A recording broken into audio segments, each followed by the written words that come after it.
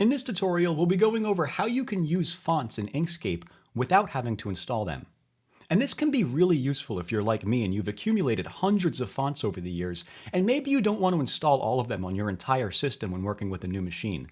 This gives you the option to load your fonts from an external drive or some other folder. So let me show you what I mean. I'm going to open up my folder over here. I've created a random folder entitled it Fonts, and I've added some random font files to the folder. So the first thing you want to do is copy the path name of the folder you'd like to load your fonts from.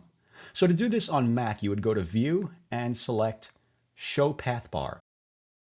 Come down here to the folder where the fonts are located, right-click it, and go to Copy Fonts as Path Name. If you're using Windows, you would right-click the folder icon and go to Copy Address. Now for this demonstration, I'm going to use this font right here as an example, Rubik Black. If I come back over here into Inkscape and I add some random text and I try to apply that font, you can see I don't have it installed. I'm typing in RUBI and it's just not showing up in the list there, which means it's not installed. So let's now tell Inkscape to load fonts from that folder that we have copied. I'm going to open up the Inkscape Preferences menu. If you're on Windows or Linux, it would be Control-Shift-P. If you're using Mac, it would be Command-Shift-P. And the option that we're looking for over here in this list is where it says System.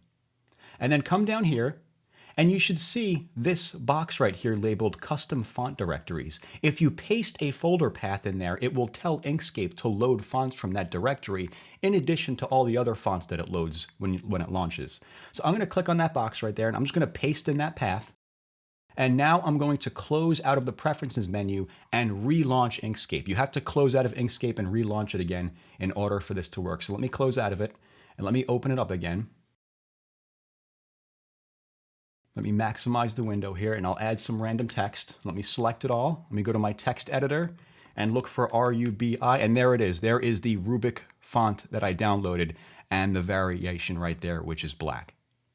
So that is how you can go about loading fonts from an external drive or a folder without having to install them in Inkscape.